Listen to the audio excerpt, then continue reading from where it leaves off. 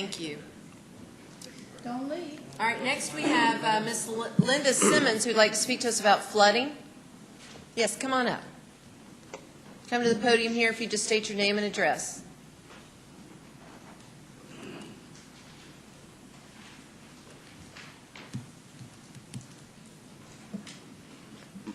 My name is Linda Simmons. I stay 941 Farwell Drive. This is my son, Frank Simmons. All right, and if you would just tell us a little bit about your issue or concern. Welcome. I think it was December the 22nd. The manhole had overflowed, and I called the city for them to come out there to look at it. And when they came, they gave me a call and they told me they had to unstop it first because of so much water backed up from the sewer. And after they finished unstopping it, they gave me a call and they told me to call the city because it was city responsibility. And then I think it was that Monday, right after Christmas, I called them, and then the guy I spoke to, he told me, well, then I got to go get my own estimates or what have you, and then call him back. And then when I called back, I guess the lady had came back from vacation, and she told me, well, it's not the city responsibility. Why didn't I go look at a manhole or what have you, because maybe somebody put some leaves in there. I'm like, that's not my responsibility. To me, that's city responsibility. For them to go make sure ain't no leaves or nothing in there. I can see that staff wants to speak. Do you want them to update us so that we can have a little bit of information and maybe explain what's happening and see where we go from here? Donna, is this you or? No, I'm not. Okay, I'm sorry, Mr. City Manager then. Pardon? Did you receive some damage? Yes, my house was so mildew you couldn't even walk in my front door. I had called some people for some estimates to look at my basement. They didn't want to come in because of the mildew and the mold that was in the basement. And right now I cleaned the wall and I done painted it, but it's steady coming back. I had a living room suite and a bedroom suite down there. Matter of fact, the pool table is still down there, but it had so much mold and mildew until I had to get rid of it.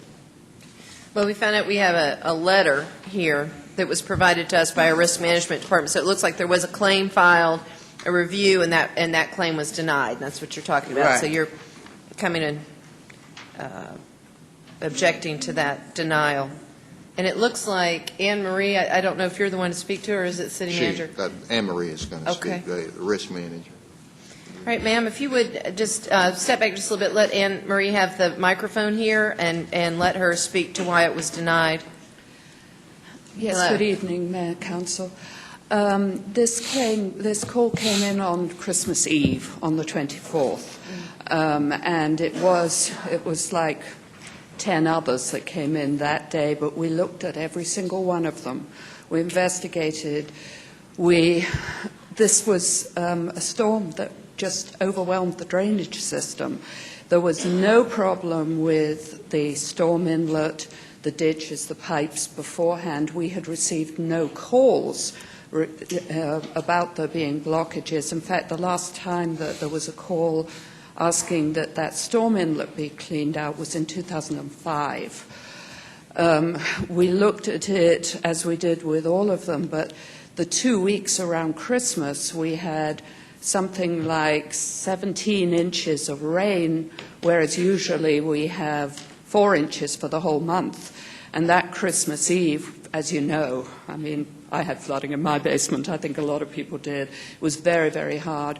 We had no notice. There was no negligence on the part of the city, and we didn't have any choice but to deny the claim.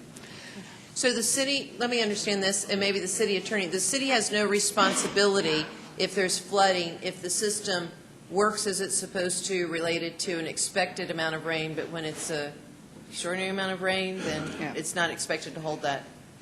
No, in any municipality, you build your, engineering and public works would be able to confirm this.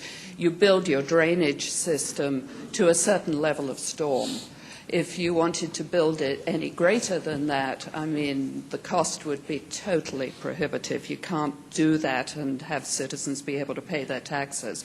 So this storm was totally overwhelming. We've had incidents when it was even less rain where all the intersections get flooded and we get all these flooding calls overwhelming the ditches and the storm inlets.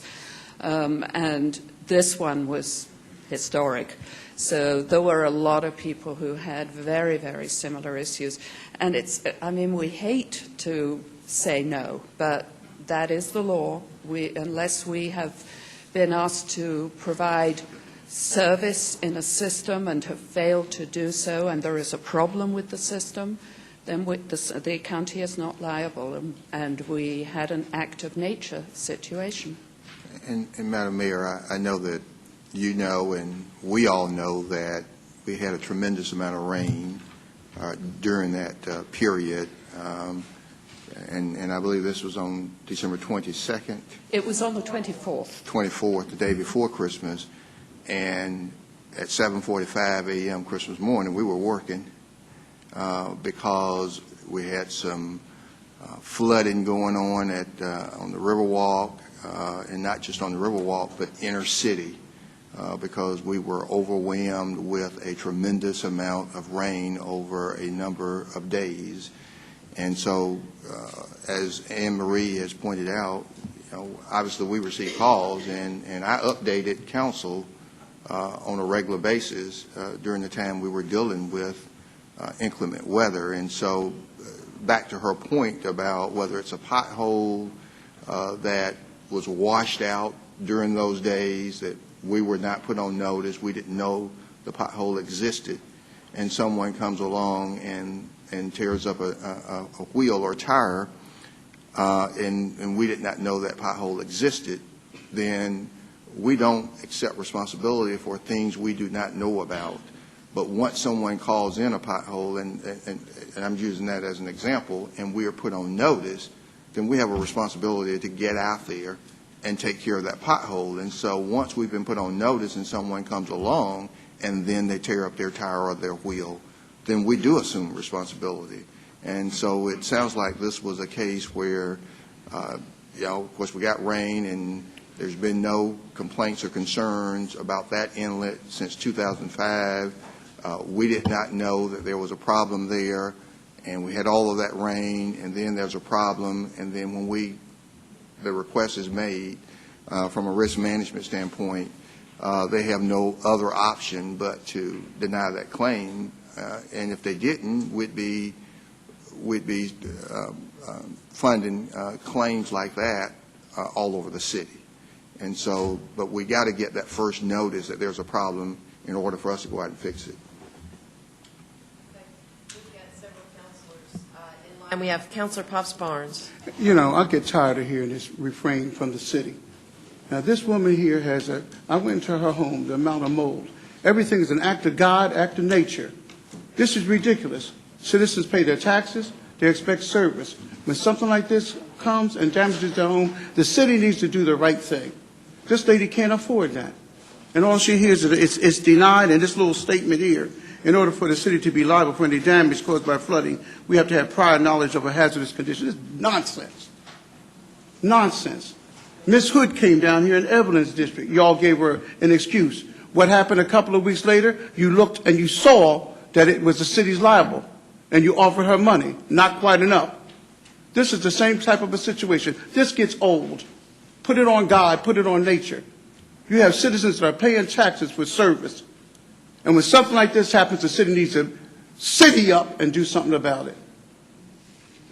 It's a darn disgrace. All right, Councilor Huff.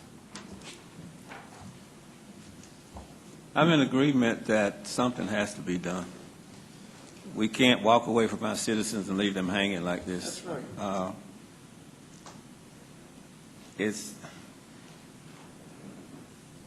I'm sure when they bought the property, they assumed that everything worked correctly. No one makes plans for 17 inches of rain. It was a tough time for everybody, but considering what it cost and trying to get them back to normal, and they can't get anyone in there really to take a look at it because it's dangerous, we need to figure out a way to make it right and get them back in their home. Thank you. Mr. City Attorney, how many claims will we have to pay if we pay this one? I mean, how many other claims were flooded that day that Oh. we're going to have to pay if we pay this one? I'm sure Ms. Amiel has a list, but it would be hundreds, if not more. How many claims do we have to pay, Anne Marie, if we pay this one? The claims for that day alone that were actually filed as against people who called in and inquired are 10. Well, and Madam Mayor, it's not just that day, but there's a precedent. And so if we want to, all we need is a change in policy from this council and direction. If we want to pay claims that have previously occurred and going forward, give us a policy. Yeah. And, But, you know, wait a minute, and I would say, I know what you're saying, to be a devil's advocate, but you're talking about subjecting the city to millions of dollars. And I know what you're trying to do. You're trying to make us face the reality, which I appreciate, but I'm really concerned. I don't want anybody to be out of pocket at all, but we've got citizens all over who come out of pocket because of these things happen all the time. They happen with people tripping on sidewalks that we didn't know about the cracks in the sidewalks. We had a woman step in a manhole. I mean, just inside of an office, a woman stepped in a manhole because some kids stole the manhole cover. We didn't know about it. We would have paid for that. It's the way the law is so that we don't spend millions of dollars when people have injuries related to things that we didn't have the opportunity to fix. And I know how frustrating it is, and I understand Pops and Councilor Huff. I don't want any of our citizens to ever be out of pocket for acts of God and the bad things that happen. But if we do this and a big flood comes, we could be buying 300 houses. So I just think we need to understand it's more than just, do you want us to change the policy and start adopting liability for acts of God? No, because you're not in line. Yeah, I know, you will. Okay, well, we will. We'll come back. We got just a lot of folks in line. Councilor Thomas. Has this drain been fixed? It drained away. There was no blockage. I'm sorry. It drained away like all the other water. There was no blockage. We had the crews go out right away after the call. There was no blockage. So why Which did the was water back surprising. up, do you know? It was overwhelmed, like so many of the ditches and drains in the city. I mean, in a way, it was surprising there was no blockage because downstream you tend to get a lot of stuff coming into the storm inlets and the pipes. But there was no blockage in this case. It was total overwhelming because of the speed and the heaviness of the rain. And so what would Ms. Simmons have needed to report to us in order for us to be liable? If in the previous week, say, she had seen that the storm inlet was blocked by something. But it wasn't blocked. You just said it wasn't blocked. It wasn't. That's the point. So my question is, you're saying to us that in order for us to be liable and to pay for this, they had to have made a report. And my question is, on what should they have made the report? They didn't know that we were going to get 17 inches of rain. What report did they not make in order for us not to be liable? If there had been a blockage, they should have called us. But there wasn't a blockage. But there wasn't a blockage. There isn't anything that makes us liable under Georgia law, and that's what I have to go by. So the by fact Georgia law. That's right. that they believe that because our sewer system It's not the was, or our rainwater, whatever you call that drain, was inadequate to handle 17 inches of rain. Well, That's not That's negligence, well, right? and I can say. Let me say something, Mike. Yeah, let Clifton explain the law. I think there's some misunderstanding here. What Ms. Amiel is stating under principles of Georgia tort law is correct. Counties are not liable for damage for negligence claims such as flooding unless the county has created a nuisance by actively participating in some type activity such as undertaking repair of a pipe that then fails later, or not failing to clean out a pipe that the city has undertaken maintenance responsibility for in the past. But otherwise, counties are immune from this type of claim under Georgia law. Okay. Mr. City Manager, you have something? We Well, have others in queue. I was only going to say, Madam Mayor, I was involved in a city court case just a few years ago where something similar occurred. And it was with someone we all know. And we won the case.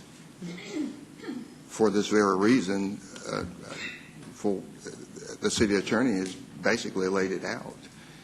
And so I really hate that this occurred to this property, but it's not the first, and it's not going to be the last where we don't know about a problem and something occurs and then we're asked to step in and pay for something that we had no knowledge of. And the only remedy would be, we prepare for 25-year floods and 50-year floods. And the only remedy is to go out there and put much larger pipes in. And because we had backup all over this town during that time period. And so this was just one property. Many of those we've not heard from yet. But we will hear from them after tonight if we start getting in the business of doing what the law says we're not required to do. Right. And once we start it, then we have a precedent we have to pay. Absolutely. So, yeah. Okay. I guess part of my concern is this letter. This letter says to me, as I read it, that you didn't report it to us, so we are not liable. That's not really why we're not liable. There wasn't anything to report. Why we're really not liable, from what the city attorney is saying, is because of the Georgia law that says we are immune from this type claim. So I guess part of my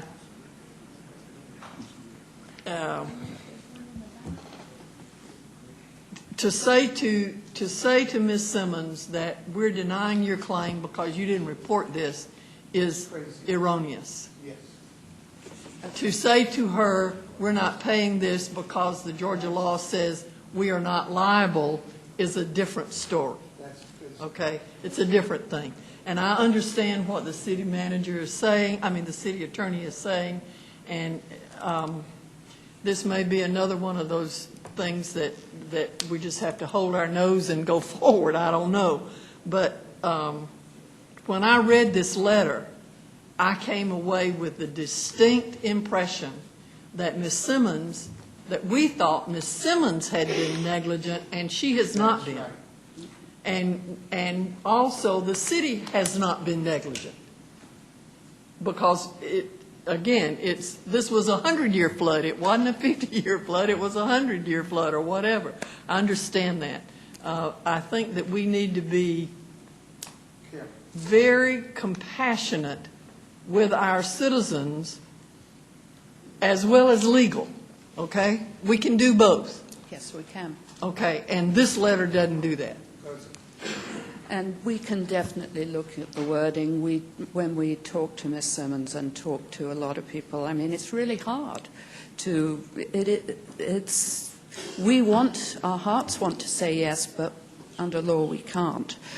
But we do talk about, if you see anything in the future, please call us. Because a lot of citizens don't realize that they can utilize the 311 system to notify us about potential hazards, and we can then go out and fix things.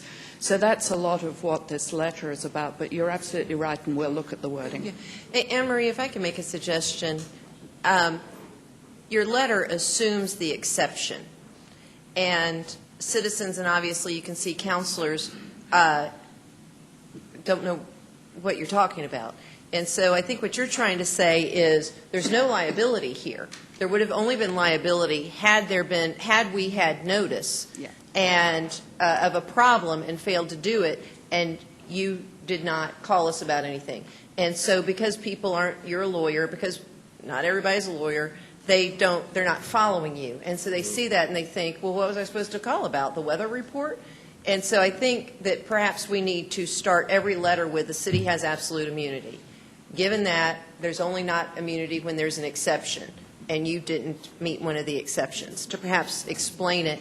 I understand why you did it, but I think that's what's causing the concern, because they're thinking, well, what could I have done? So you just jumped to the exception without explaining the immunity. All right, we've got Councilor Woodson, Councilor Barnes, and then Mayor Pro Tem. Thank you. I have two questions. One is, do you own the home or are you renting? You own it? Do you have flood insurance in that property? Okay, is that, hold on, I'm just asking some basic questions so I can get a better understanding. Is that area considered a flood area? It's not considered a flood area, okay. I think that I don't think we're going to resolve this tonight, and I think that staff really needs to go back, and we really need to put up, the map to see about the flooding, because Gary pulled it up here, and he showed it, to me, and I'm looking at it here, and I don't know if we can put it up. But the house is a little bit on the hill, but it has a drainage, a sewer, or whatever you want to call it, manhole, whatever, in front of the house in the corner going to the driveway. And then in the back of the house, there's a, what did you call it? There's a creek back there. So I'm wondering, there's a lot of unanswered questions that you can't answer really today. And if you want to know what I'm talking about, I don't know if staff can put up the map and you can see it, because the house is up up on a little hill, like. The house is kind of sitting up on a little hill, and then on the bottom, right, and then on the bottom is where you have, you have the drainage part where the water comes in. It's got cement, so nobody can take the manhole out. I mean, it's covered up. But then you also have there, so I'm having a hard time figuring out where the flood part of it came to the house. And my only reason asking for the insurance about it is because if the house had it, it should cover it. So there's a lot of questions that I know can't be answered this instant, this moment. It's something that staff will have to go back and look. And I know you've done your work because this is your job, but when it's brought to us and we're looking and we see all these concerns, there are questions that we're not familiar with. We're part-time. We just go based on what you tell us and what the constituents tell us. And here, I'm having some concerns here where the flood came from, because the house is up a little on the hill. So the only way I can think of, and I'm not an engineer, the only thing I can think of is that it flooded from two ways, one from the creek and one from the pipes. But I don't know that. And that's why I suggest, Mayor, instead of spending 3-4 hours trying to figure out a problem that we're not going to figure out today, I like to send a referral back, that we look at the creek and the drainage and where the house is. And then come back with a determination. Why don't we get Anne Marie to get with our engineers and just do a report? Let's brief council, get with our attorney to talk about the law, and let's brief council in some way, and then have you back, ma'am, so we could figure this out, okay? Because I think Counselor Woodson's right, we're not going to be able to resolve it here with the information we have before us, okay? We have two more. Let's see, Counselor Barnes, did you want to Exactly. close out? And that's one of the things that when I went to the house, Ms. Simmons, she said, they're blaming me for it. It's because of the letter, and that's why I have it underlined. Glad you brought it up, Judy. And she also spoke to someone on the phone that said the same identical thing to her. And I have a problem with that. And I underlined this here, but I'm glad you brought it up. I don't agree with all this stuff here. I understand what the city manager is saying. He knows I don't agree with him. This lady here, she's eking out a living, trying to make it. And this is the way I feel. If the citizens pay taxes, we need to do the right thing. But I want you to remember now what we've been saying all along, because you do have somebody else coming that I told to come here. And they did notify the city of a problem, not once but twice, and they received the same kind of a letter. The exact same kind of a letter. And I'm getting tired of this little blanket statement. I understand what you're saying, man, but I'm just tired of it. These are people that are trying to make it. Not pointing no fingers at any individual person. I'm saying the city. Sure. And I'm just tired. Now this lady is going to have to try to clean up her house, get rid of the mold. All of it's on her. And I can tell you for a fact, she can't afford it. Yeah. And so, you can give all the excuses in the world, city manager, you can say it to forever. I don't agree with it. And all this president nonsense. You're dealing with citizens that are paying their taxes. Not pointing you out, I said the city. Sure. I understand. You understand where I'm coming from? I do. Okay. And Ms. Simmons, I tried, but let me just tell you, the person that's coming here after you that notified the city, same type of a situation, I'm glad you said notify, because this person did. I'm just tired of this whole nonsense. And Madam Mayor, let me just say this, and I can assure Councilor Barnes and you, if she, whoever you have coming, I got 'em coming. can show me that they notified the city They and will. we failed to respond They will. to handle the problem, they don't need to come here. They're coming. I'm just saying. And particularly tonight, I want them to come here. Yeah, they don't need to come because we'll take responsibility for I know that, you as will. I said earlier. I know the city, because when you said notify, Well, that's always been the policy. That's not a new policy. That's, I'm not talking about that. This Yeah. person was denied, and the person notified the city. Okay, well, So, and I am having them come here. and that's fine. Okay. Okay. All right, we have Mayor Pro Tem.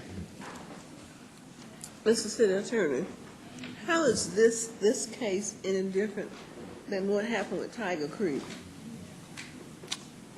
Well- The city kept saying it was not our responsibility when Tiger Creek flooded all those homes out of Bunker Hill. They took Right. us to court. They won the court suit. Right, that was before my time, Mayor Pro Tem, but there was an exception, I think, that was proved to the jury that the city undertook to make certain improvements, certain repairs, and No, the city didn't. those actions were not enough to prevent damage. No, the city did not make repairs until after the court suit. I'm Well, not we'd familiar. have to go back and look. Yeah, I'm not familiar with all those We'll have facts. to go back and look at that case and determine. I mean, there's, Again, the general rule is if the city or county causes a nuisance which creates damage to a private owner, whether it's maintaining a pipe on an easement behind their house, whether it's putting in a pipe where there's road construction in front of their house, if the city fails to do something properly and damage results in activity like that, then there can be an exception to the immunity rule, and that's when, a nuisance occurs. okay. We'll look into the Tiger case. Mayor Pro Tem, I'm not familiar with that one either, but it had to be there, the jury had to find some exception to immunity. Yeah, So I don't know what it was, but, Flooded the community. okay. All right. Ms. Simmons, we're going to get it back to our staff, see what we can find out, okay? Thank you for coming. Appreciate you. All right, next we have Mr. Johnny Borum, who's going to talk about injured officers. Mr. Borum, good evening. I'm John Borum. I was a police officer here for 17 years. I was injured in the line of duty.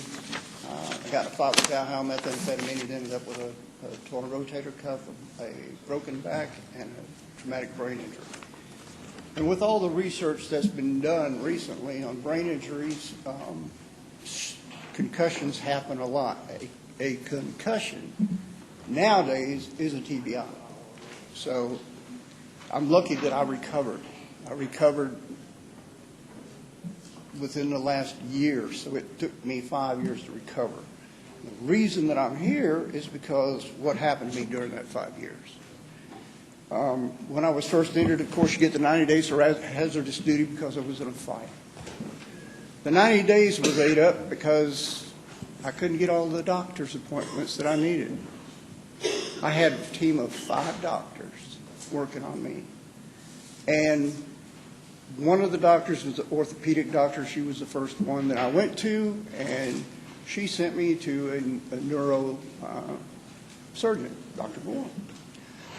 I went to the neurosurgeon, and he had an MRI done on my back, and he saw at the L4, L5 there was a problem, and at the S1 there was a problem, but there was nothing for a neurosurgeon to operate on.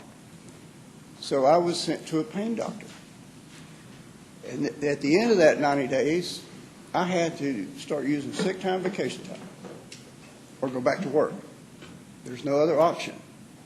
So I ended up he put me on sedentary duty. The city doesn't have, the police department does not have sedentary duty, it has light duty. So I go to light duty. Light duty sitting in a report writing room, typing reports, sitting on a broken back. So the personnel officer, Captain Long at the time, called me up and asked me, well, how you doing? I said, I'm in pain all the time. My back's still messed up. And if somebody jumps on me, I'll jump on them. That's become argumentative. Well, he went up to the deputy chief, Chief Rowe, told him his opinion of it, and I ended up getting put on administrative leave with no pay for a month, pending a psychological evaluation. Went to my psychological evaluation, and Dr. Perot looked at me and said, why are you here? And I explained it to her. She said, this is ridiculous. Went back to the police department, and that day I was told, you go qualify, you come back, you get on the street. Didn't have a choice. Still had a TBI, still had a broken back. I went back down on the street. I had migraine headaches, 20 of them a month. I had to check out sick with no sick time, which means I didn't get paid. During this time, I lost my car, my truck, my home. Why? Because the city does not take care of its officers. When you're injured in the line of duty and it's a serious injury, you need to have someone monitoring to make sure that they get taken care of. There's nobody that does that.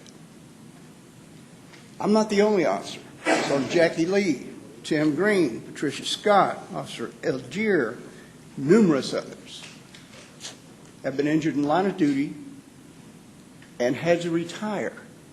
Now, I had to retire, but I didn't get my retirement. 17 years, I was 55 when I got hurt, 56 and a half when I ended up having to retire. All I get is the Major Disability Income Plan, which is Social Security disability. You must be declared disabled to get this plan. Then you get 60% of your pay over, combined the last few years.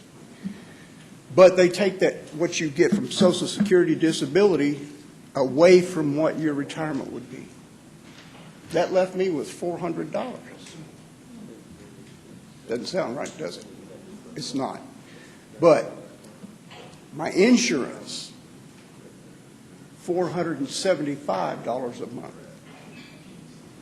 $75 from my disability goes toward my insurance. So yes, I was homeless. I came before you in March last year. I was homeless at the time, living in my car. Tonight I leave Columbus, Georgia, going to Texas, because I can't afford to live here. I've still been living in that car. Nobody, not one of you, called me, made an attempt to contact me, or do anything for me. I'm not a squeaky wheel. I just want you to sit here and know what happened to me was wrong. The Major Disability Income Plan, dated 1 July 2012, is garbage. There is no way you should take my Social Security, disability, and take it away from my retirement and tell me I should be thankful and move along. I get my retirement when I turn 65. I'm 60 years old. I would have retired this year. 3 years short, I get hurt. Not my choice. Point is, every other city I've talked to, every officer I meet, I ask them. When I tell them what happened to me, they say, oh my God, that's ridiculous. I wouldn't work for a city like that. Well, I don't see our numbers growing in the police department. I see them going down. And you wonder why. You've taken the benefits away. Whenever I came to this city in '95 to get hired, first question I asked, because I'm retired military, was, do I need to get long-term disability insurance? The answer, no. The city will take care of you. Well, they didn't, and I wish I had it now. Same thing happened in the military when they tried to take away our medical benefits. But TRICARE came in and stopped that. But here, the Major Disability Income Plan has got to be redone if you want to retain officers. I'm not the only one that should be standing here. Jackie Lee should be here with me. Some of these officers had the fortunate accident of being injured in an automobile accident. So they could have somebody to sue. I don't have anybody to sue. I don't believe in suing people. I just expected to be taken care of, and I wasn't. Even with your workman's compensation, you talk about a joke. That was a joke, workman's comp. They pay you 2/3 of your pay. You're supposed to be happy with getting reduced 1/3. During the time that I was injured and I ran out of time, I had an instance where my insurance was canceled from the city. Go back and look, it's in the files. When I was suspended for that month, I never got that month of payback. There wasn't nothing wrong with me. I shouldn't have been placed on administrative leave. But I never got that payback. While I was on the street, I stopped a vehicle one night. Happened to be a guy I had arrested when he was dealing cocaine.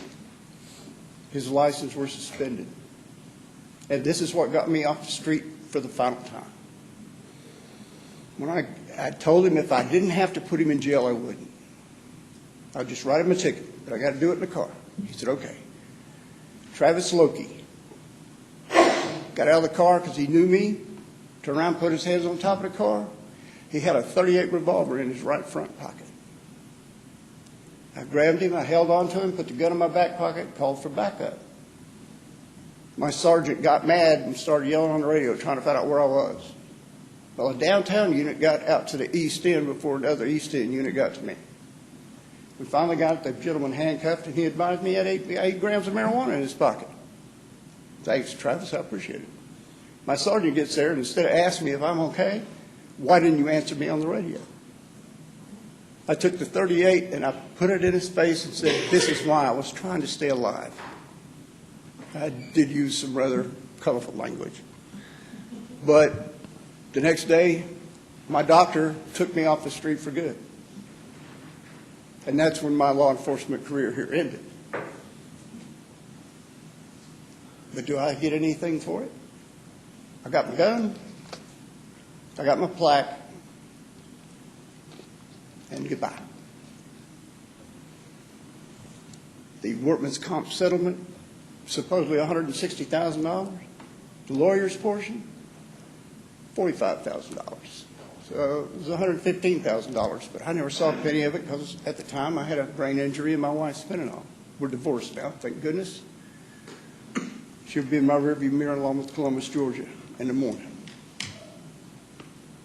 My point is, if you want to keep officers here, take care of them. Put somebody in charge to make sure they're getting the medical care they need. Not 5 different doctors. There's also benefits that the officer can get. Police, public safety officers benefit, ran by the Department of Justice. There's also one in the state. By the time I found about the one in the state, it was already expired, too far. Mr. Borum, that's your time. We appreciate you coming. And I know you've been here several times before. You and I have talked. You said that we had not spoken with you. You and I spent about an hour and 10 minutes on a Sunday afternoon speaking one time when you called my house. And so I think we've talked on several occasions, but you bring up some important issues, and they're issues that we do care about. I understand we have disagreements, and you don't believe your situation was handled fairly, and certainly that's your prerogative. I just wanted to, because I know we've got a bunch of employees here, there's certain employees that are going to be watching this, and because I know these counselors care, and I know our staff and I care about our employees, I just want to clear up some things for the record that you've responded to or you've stated. There was a workers' compensation settlement. It was $160,000 plus another $35,000 for medical set-aside. So it's $195,000. Paid on installments No, sir. once a No, year. ma'am. No, sir. Hold on just a second now.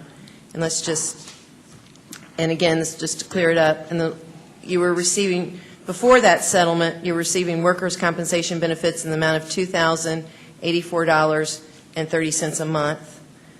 Then the employee's Social Security benefits were retroactively paid when the SSA determined he was disabled on December 5th, 2011. The employee received another $3,780.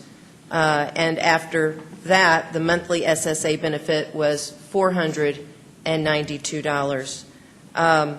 Let's see, the major disability payments are $402 monthly, and the SS payment is $1,584 monthly. And your retirement, normal retirement date, of course, is 11/1/2020. I think you had stated something else. And then at that time, you will be receiving $1,653.19 a month. So we are, I know, so very sorry that you were injured. Those are the benefits and safety net that you received. It may not have been adequate for you in your judgment, and I'm sorry for that, but it is a good sum of money. And we hope you the best in Texas. Hope you're going to be with family and have a much prosperous and healthful life there. But your time has concluded. We appreciate your service here, and thank you for being with us this evening.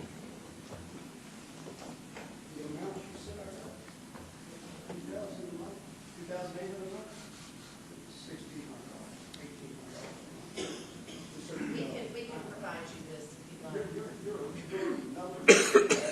Thank you, sir. Thank you.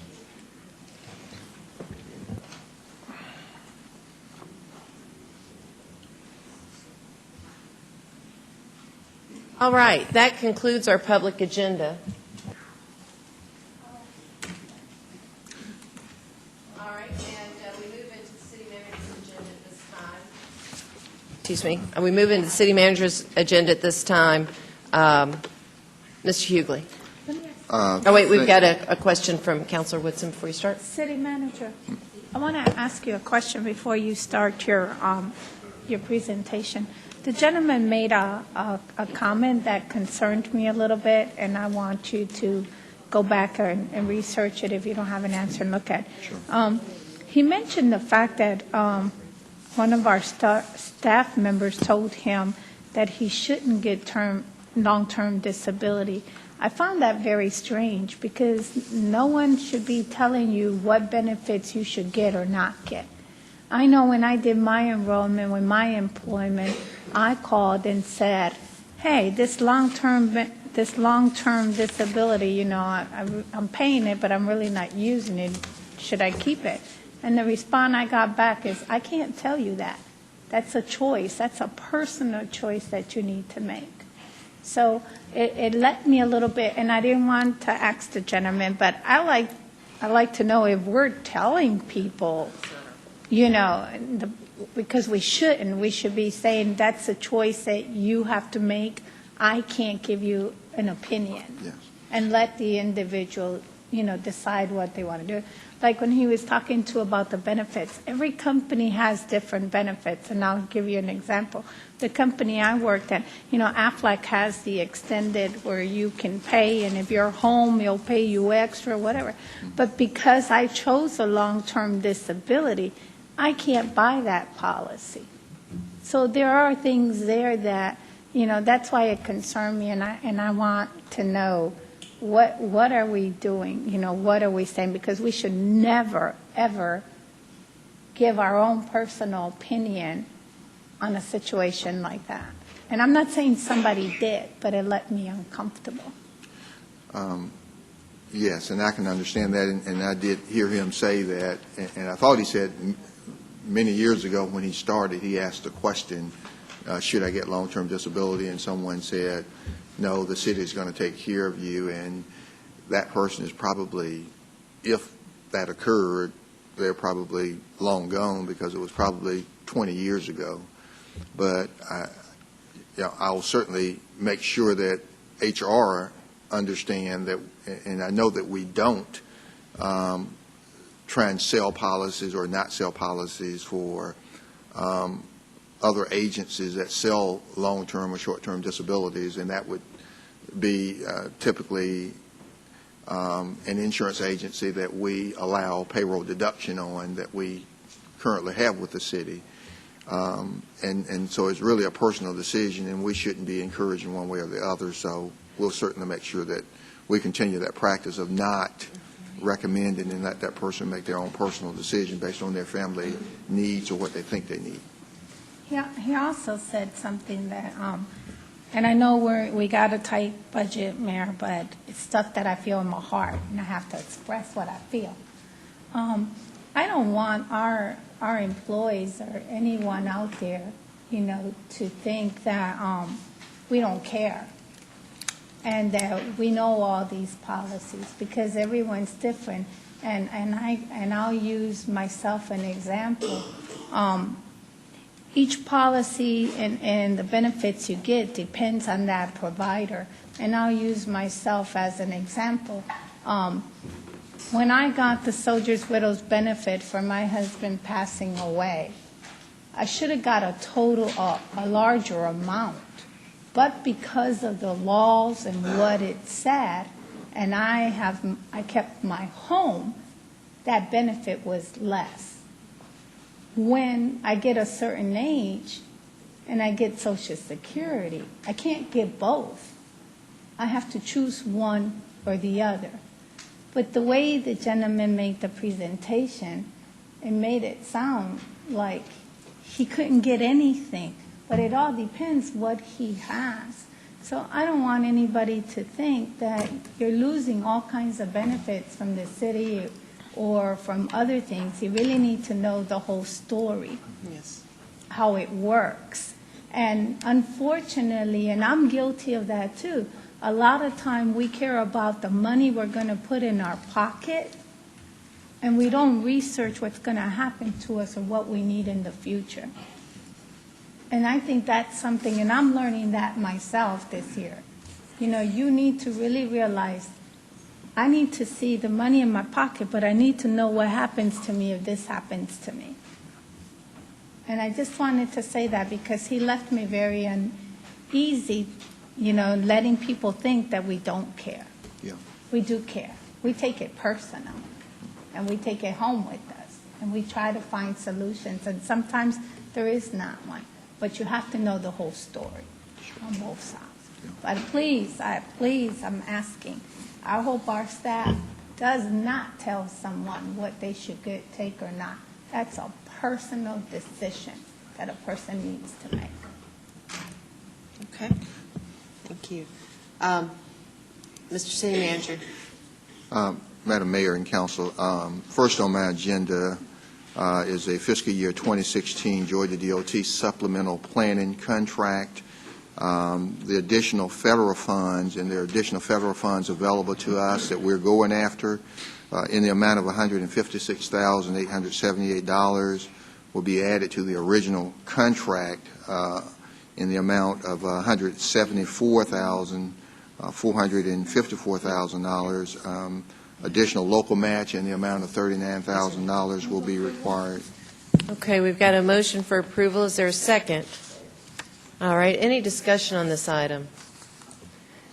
Seeing none, I understand our system is down, our voting system, so if you would just please orally vote. All those in favor, please state aye.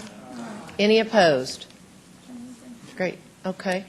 Next, I've got utilities relocation for the Follow Me Trail. It's AT&T. Got a motion and second for approval. Any discussion on this item? Seeing none, all those in favor, please state aye. Any opposed?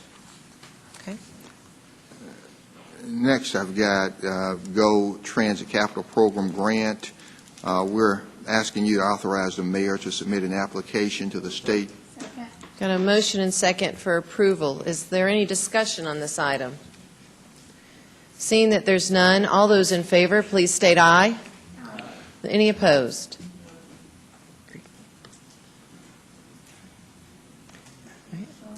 Okay. Do you need a show of hands, Tiny? She got it. Okay.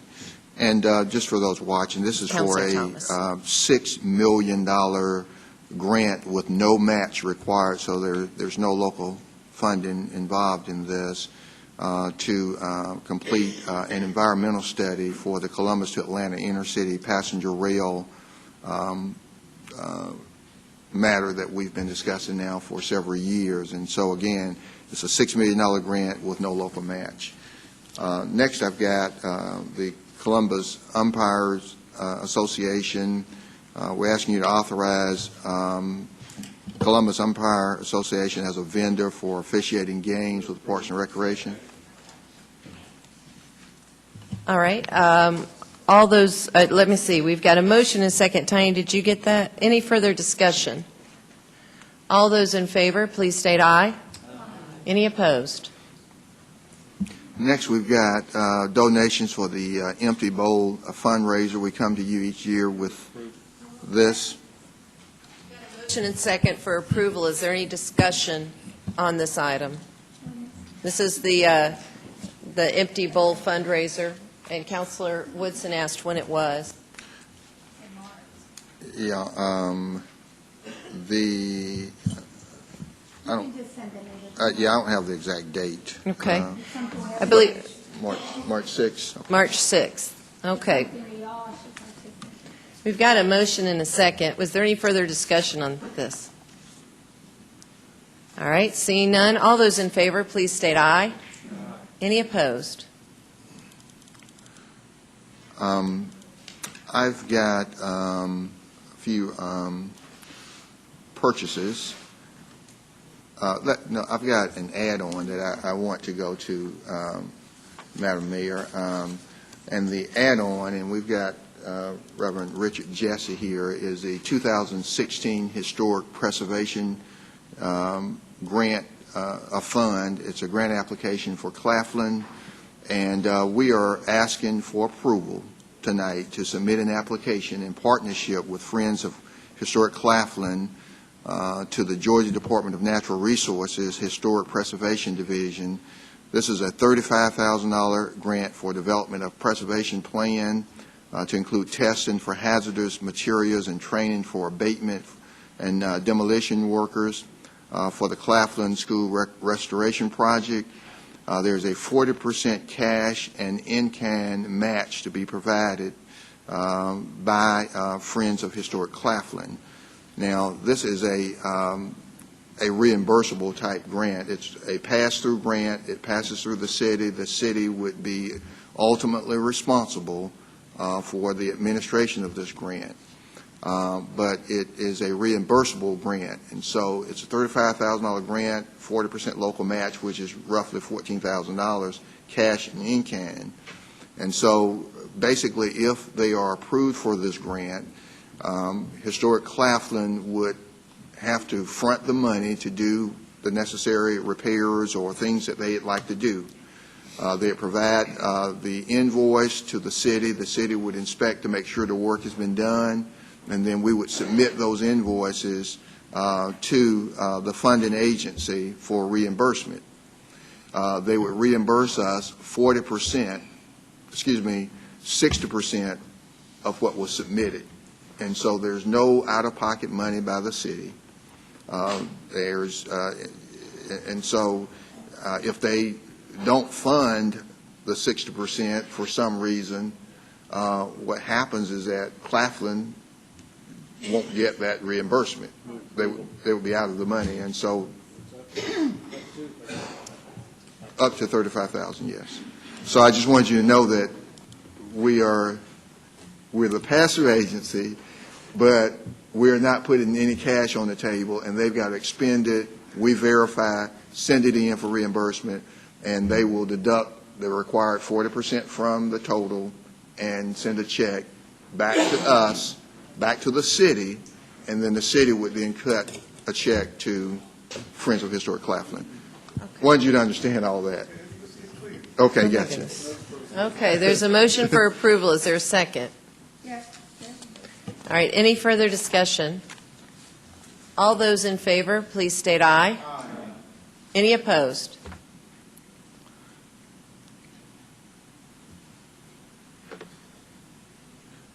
Okay, Madam Mayor, I've got a couple of purchases.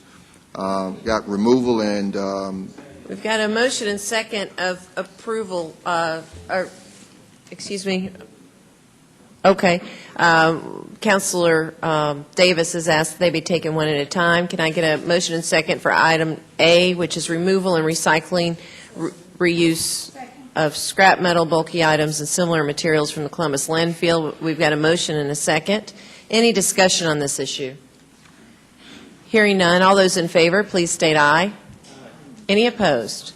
Okay. Well, hold on. We've got the network counseling. Let's see if we can get it on the table first. If so, then we'll have discussion. okay, so Okay, wait a minute. Let's go back. We've got a question related to landfill from Mayor Pro Tem. On the landfill issue, there was something on TV, and I saw one of the guys saying that we would be able to drill the holes to reduce the methane gas. Well, and I saw that story and on television last night, and he was talking about methane gas and how we are moving in the direction of being to extracting methane gas from not only the Chautauqua Road landfill that's closed, but Pine Grove landfill. And I heard that discussion. I don't know if Director Pat Biegler wants to comment, but I did hear that interview last night. I just want to make sure we don't have the same problem we had before. Well, we don't have a contract with any methane gas company, and when we do this, we would either, of course, it would all have to come back to you, but it would be something that we would be working towards doing internally. You got to put the infrastructure in, and but do you want to come in on that? I'll be happy to. We currently are working with a consultant to do two things. We will be required within the next couple of years to install a methane extraction system. That's an environmental requirement. We don't have a choice about it. The question then becomes, what is the best choice for us to do with that methane? Burn it off, use it for energy, use it for fuel. There are a number of options. All of them are very highly technical, and all of them have varying paybacks, or you have to have a certain amount in order to make it worthwhile to construct. The consultant will be taking a look at the estimated amount of methane that we'll be extracting from Pine Grove, and will be making some recommendations to us about the best option for what to do with that methane. Once we have recommendations, we'll be coming back and talking to you about those recommendations. And I agree 100%, we don't want to make any of the same mistakes we made in the past. All right. Thank you. Okay. We have some discussion wanting to be had on the network consulting services, item B, on the purchases. However, if there's no motion and second, then it won't be discussed. It will fail for lack of a motion. So is there a motion to put it on the table? It's a motion. Is there a second? Okay, now we have discussion with Councilor Davis. Mr. City Manager, a couple of questions for clarification. It looks like in my notes here that the consulting services that you're asking for us to approve were already approved by resolution back in July 2014, 2015 for a new core system, but evidently something, core switch system, but evidently something happened to the old one, and therefore this money was used to fix the old one. My question is this something we already prior approved that has already come to our attention, or explain this situation to me, and is this a matter, has this already gone out for bid, which the Network Consulting Services, CPAC, has already been awarded the bid, or are they just continuing our service and it's more convenience? Well, and I'll have IT Director Forrest Tolley to explain, but of course, and I don't want to steal his thunder, we've had this conversation about the old core switch and the agreement that we had for the old core switch, and then it went out and we put a new one in, and we'd use that money for the old one, and now we got the new one, and We've had that conversation here at the table. No, we had the core switch conversation. But why don't you explain the old money and now why we need this money? Yeah, basically, we came in July, and the money was approved to put in a new system. But before the new system went in, the old system went out. So we actually had to use some of our consulting or professional services money for the installation of the new systems to remedy the old. So we actually are coming back with, this is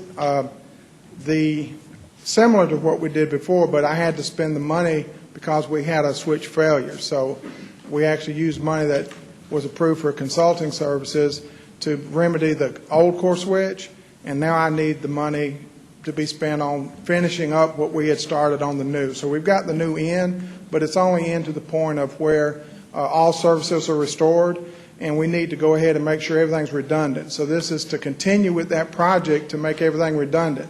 Originally, we would have had enough money had we not lost the older switch, and this is money that we need since we had to spend money to remedy it. Does that make sense? That kind of the old one went out, and I spent money that you approved to put in the new system and the network, so it was approved for the network core switches. We just didn't think we would have to spend it on both twice. In other words, I had to spend it on remedying the old one, and now I need money to go back and finish installing the new one.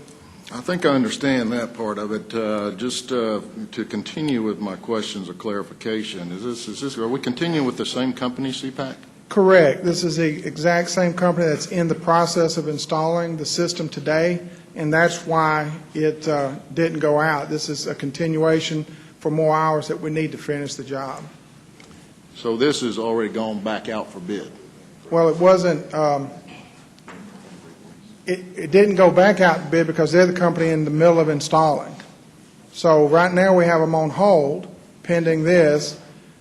So we have the new core switch installed, but all the services needed are not, we haven't finished the installation.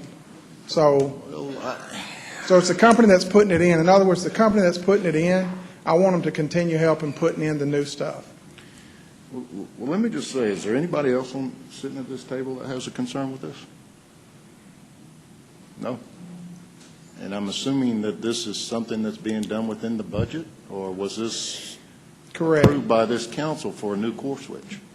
Well, if you remember a few weeks before Christmas, we had And it was a lot of crazy going on. I know that it was decided to be moved to an old core switch by the same company, but the same company's continuing and there's no bid. Am I reading that right? Is that normally how we do it? Is that normally how we do it? Say that again. We approved in July 14, 2015, $45,000 to be used for a new core switch. This council did. But instead, that money was used for an old core switch. No, Now the you come- $45,000 wasn't for the core switch. It tells was- me here that that money was used for the old core switch, and now you're asking for another 45 for a new core switch that we already approved. Well, I think what he explained is that would you explain that again? Yeah. When the core When switch the- went out? When the old switch went I out, think that's what I'm reading right here. right, the old switch went out, Yeah. so we had to hurry the services to move everything to the new core that we were already in the process of installing. So we didn't put anything back on the old, we actually accelerated moving things off the old to the new. But since we had to do it in a shorter time frame under an emergency situation, we burned through our resource money quicker than we expected. So it's still in my budget to do this, but we're continuing with the same company, continuing to install the I new understand that. switch. Let me just read this. However, talks about from the old switch to the new switch. However, consulting hours approved for the new core switch, which is $45,000, had to be utilized for the city's old core switch. That Now, is, that's not what we approved, but which failed and had to be remediated quickly to get the city's computer system. That's consistent with what you're saying. I don't have a problem with that. And then the 300 hours now is needed to go back and do the original, what we approved in July, to do the new core system. That's what you're here for tonight. right, except Right. we never really went, I guess Well- the confusing Wait a part minute, is. let we- him answer, because now I'm interested. Tell us, Forrest, what's going on? Okay, we never went back to the old core switch. That was to make sure everything got moved off as quickly as possible so the city would be down as short as time as possible. But you said you used the money for it. Right, because in my mind, when the old core quit or parts of it failed, we accelerated the project to make sure everything got moved to the new. So we moved everything off the core, the old switch to the new switch. But just moving it, in other words, just plugging it in doesn't mean that it's set up. So it's plugged in, it works, but it's not the original design. In other words, it's not redundant right now. So, Okay, here's where I'm going. We're continuing with the same company here, and now we're working on a new one, and we just randomly, in my opinion, we just say it's convenient that you're here to do this, so we're going to let you continue. We've got people who have asked me personally that they did not know about a bid, and that they could possibly do the services or do it at a better rate than a company from LaGrange. well, this is the company that was originally approved to put in all the switches that are involved. And so they're like halfway through the process. And With the new switch with the new switch, that we're approving money for tonight.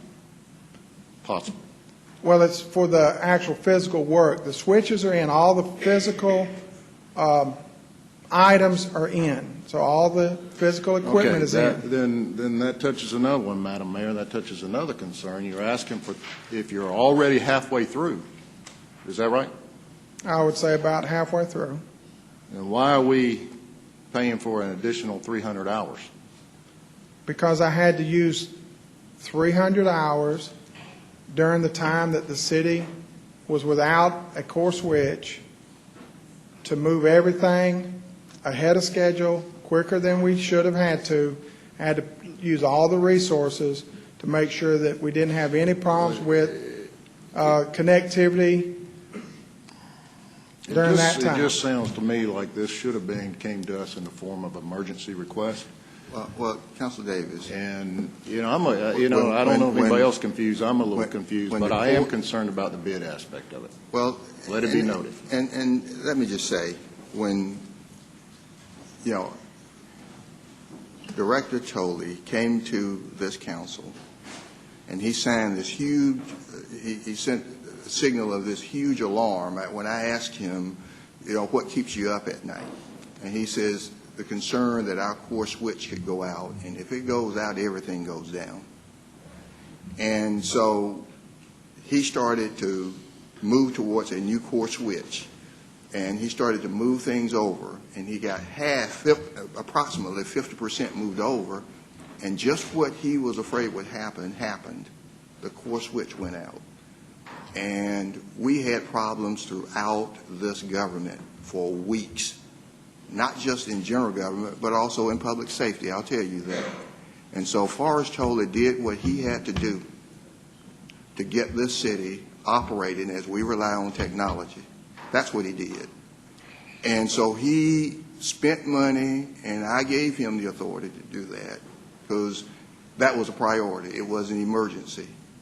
And so now he's coming back, and he's trying to get things back on track as he continues to move this core switch, this new core switch forward. And so, it's $45,000. It's of great importance, and he did what he had to do.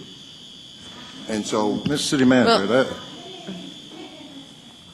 Well, I just want to Okay, say just- that there's just- a real impression, Forrest. So if there's not, you need to step up and say something. I think Councilor Davis, at least in my mind, I don't even know what his intention is, has made the impression that you did not spend the money on what we asked you to spend the money on. And so you need to answer that question, yes or no. And then, what I'm hearing is, and I recall a long presentation about core switches and all this when you came back for budgeting. And, well, first of all, you made a presentation about the perils of our IT system. And then you came for budgeting, and you needed some money for core switches, and we approved it, and so forth. Now, did you or did you not spend that money on a core switch? And did you start moving things over to the new core switch? Yeah, everything was spent exactly like council voted. Everything was moved from the old switch to the new switch. Even when the old switch went down, we didn't go back to it. We just accelerated forward. But when you have to work 12, 16, 18 hours a day, you burn through your money quicker than you would have had we had both switches up at the same time and been able to move slowly. So we actually burned through our money for the new switch to move it over quicker, and we couldn't get as far because we had to move it right then. In other words, we moved all of it was because the old switch, it just accelerated the project. So we spent the money on the new switch services, moving to the new switch, but because we had to do it in a hurried fashion rather than over the course of the 3-month plan, that's why the money got spent quicker. Okay, And- all right, and let me just say, so, I follow you now, but this is not new money, this is money you're asking that is already within your budget. You're not asking us to take money from the general fund No. and give you more money. You're moving money around your budget. That's what you're here for today. Correct. Okay, with that, Councilor Davis? Yes, Madam Mayor, and look, I know this is politics, okay? And look, Well, I don't know. you can frame Sounds this like any way math, you want to, but but- I'm not giving the impression. The math is stated right here. There's no impression. Well, just state it, because I don't understand. What's the problem? I don't like people putting words in my mouth. No, that's fine, go ahead. Now, Okay. what's the problem? The problem is, we approved money that's been used, it's all procedural. Okay. Does anybody see the procedural aspect of this, of how we do things? Well- I would have to Let him question, finish, because I want Mr. to City know. Manager, you have the right to approve a $45,000 payment without this council's approval. Well, 25. what I proved is him using money that has been allocated to him in his budget, not asking for a penny more to move this government forward. And Well, look, these guys were up all night long for nights look, trying to get this work done. I am Go ahead, back to 100% Councilor in Davis. keeping the city running. Has anybody heard me say anything about not keeping the city running? It's just the procedural aspect of it, that the council approved this, a request for funding, and it didn't get used. It just was randomly, not randomly, it was just a decision was made, let's use it somewhere else, and then we'll go back and get new money. But you're working on a new core switch, and there should have been an aspect of a bid here. Is the new core switch a problem? I don't What do you mean, understand at all. is it a problem? I mean, the old core switch was the problem that you needed to fix. Understand. Now, you've got money and funds to take care of, that would have been emergency funding, correct?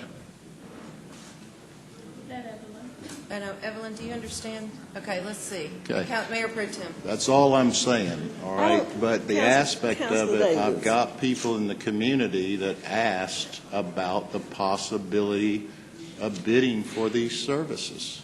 Well, and Okay, it under- never went out for bid. Under That's- normal that's all I'm circumstances, saying. we've got a procurement process that we follow. Well, did it happen here? Well, I just said under normal circumstances. Under normal circumstances? This is not an emergency, is what I'm hearing. I thought what I heard earlier was that the core had to be replaced. The and we old only core did- was We only replaced. did half of it, and then it broke. That's right. The other half broke. Well, I'm going to read this, But and then we- I'm not going to say another word, But I okay? thought we budgeted for replacement of the whole thing. The money was in the budget for the whole thing. It is requested that council approve the purchase of Network Consulting Services, CPAC, in the amount of $45,000. The vendor will provide 300 hours of consulting services for Information Technology Department. On July 14, 2015, per resolution 203-15, council approved consulting services for a vendor for the installation of a new core switch in the data center. However, the consulting hours approved for the new switch had to be utilized for the city's old core switch, which failed and had to be remediated quickly to get the city's computer system. The 300 hours consulting services is now needed to finish the new one. So, yes, there was movement and there was procedural questions here that I had the right to ask. Mayor, I'm finished with it. Okay. Mr. City Manager, was there a, what about the procurement process? We were using a vendor. Let me just let the Deputy City Manager of Finance come around and maybe walk through. If somebody all of this. would, I just think that there's an impression that we didn't follow our procurement process. Whether it's intended or not, I have the impression that somebody's questioning whether or not we're following our procurement process. My experience with staff is that they slavishly follow the procurement process, sometimes to the point of absurdity, but that's how they feel comfortable with it. So, Pam, what's going on here? Okay, so back in July of 2015, the agenda item that was brought to council for the purchase was for the purchase, finance, and payment of the upgrade of the Cisco phone system and the core switch equipment, as well as installation and license maintenance from Cisco Systems Capital, partnering with CPAC for a total of over $1 million, $1,031,271.25. This purchase was accomplished via the Georgia statewide contract, and we moved forward at that point with purchasing the core switch, and then CPAC is the professional that comes in and provides the technical assistance. So there was the purchase of the equipment and then the technical assistance to get that piece of equipment up and running. And at the time that the core switch failed, we were using CPAC to move to the new core switch. The old core switch goes down, so it requires a lot of extra hours to get all of the items off the old core switch onto the new core switch. And so now, at this point in time, they're kind of halfway through getting the new core switch installed, and there's additional technical support that's needed. So it's to our advantage to continue with the same vendor, which is CPAC, to do the installation of that technical assistance. Does this violate our procurement process? No, it does not. Okay. We used a statewide contract which had gone through a procurement process. But on this one, was there a procurement process put out? Was it put out for This bid? particular item, we did not go out. We went with the statewide contract price, which would have gone through a procurement process. Which is not And this is unusual. not We the buy first time that vehicles. we have done that. We've No, done it We several- buy from the state contract all the time. We come in here with things and we tell you it's from state contract. So vendors go and bid on the state contract. They go through a state procurement process. They're selected, and cities are allowed to select as a result of that procurement process. That's And that's correct. how this vendor was chosen, was through the state procurement process that we call state contract. Just like 90% of the vehicles, pursuit vehicles and otherwise, that we purchase come from Okay. state contract. Okay. Councilor Davis. Mr. City Manager, let's just, vehicles is a totally different animal. With people watching this, that is not from a procurement process. You're talking about if there is a set rate out there for people to use in general, that's fine, but there was never a bid on this. It came to council and requested that we go ahead and move forward with this funding, and we did. So I'm okay with that. I just wanted some clarification to make sure that the procedures are. I had questions about the procedures. Now, I got to go back to these people in our local community that have asked to be able to participate on this and could possibly do it at a better rate. That's all. Okay. All right. Tanya, did we have a motion and second? We do have a motion and second. All right. Is there any further discussion on this item? Seeing none, all those in favor, please state aye. Any opposed? Okay, one opposed. Tanya, did you get that? Okay. Okay. All right. Next, Madam Mayor, I'm going to do updates. I'm going to call these great workers. I know Ms. Pat Bigler is here, but they have been sitting here and they've got to go to work early in the morning, and so I'm going to call them up next, or Ms. Bigler up next, to talk about integrated waste fleet replacement update.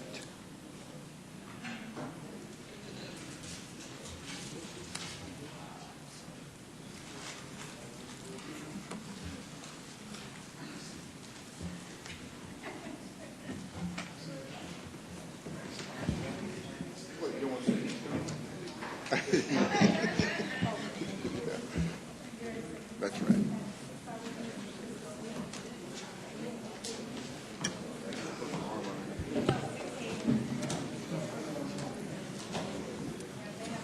Ms. Bigler?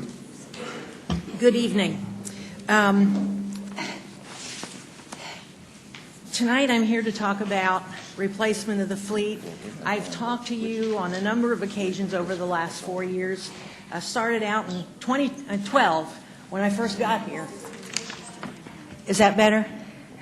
Okay. Started out in 2012 when I first got here talking about the need to replace the fleet. The situation has grown progressively worse over the years. We've done very little replacement. I talked to you as recently as last month, and talked about the fact that we had 52 trucks that had reached pretty much critical mass, and out of the 66 we need. And I've talked about it being critical, but I think that probably everybody who approaches you and has a need talks about how critical it is. I think that we are approaching a point where we are going to have insufficient trucks to pick up yard waste, recycling, and potentially even trash within the next couple of years if we don't make a move forward in some way. And I want you to see what critical really looks like. And I thank my staff for being here. Many of them wanted to speak. I actually asked them to limit it to 5 representatives from the drivers, and they promised that they'd keep it short and to the point. And I did want to allow them the opportunity to speak to you. So we will move forward. Let's see. Well, where did that come from? Okay. Okay, not that one. I'm sorry. There's one that is fleet replacement proposal. Please bear with me a moment. Okay. Ms. Bigler, considering you all have had to wait on us, we'll wait on you. I'm sorry? Considering you all have had to wait on us, we will wait on you. Thank you. Thank you. Okay. And I've given you a lot of numbers over the last couple of years. I'm an engineer, and that's kind of what I do, and I live with numbers. But we're getting down to some very bottom line numbers. The minimum number of trucks we need to finish the average day, not a heavy summer day, not a heavy trash day around the Christmas holidays, but a regular average day. We need 26 trucks for trash. We need 15 trucks for recycling, and we need 14 trucks for yard waste. We generally have 6 to 10 trucks parked at the garage waiting for work. And if we have a heavy day, we need at least 64 trucks. So what that means is that we have to have at least 55 trucks out there. 52 of our trucks are critical. And so I went and said to the guys in the fleet, the guys who do the maintenance, the guys who keep patching things together, and said, okay, you're telling me that these 52 are critical. What do you mean by critical? How many do you think are going to fail to the point where we can no longer repair them in the next year? And what they are telling me is we have 18 trucks that they do not believe will last another year to a year and a half. And if we want to take that a little bit further, we're looking at an additional 16 trucks that they do not believe will go beyond FY18. Now, if you look at those numbers, okay, am I pointing in the wrong direction, or?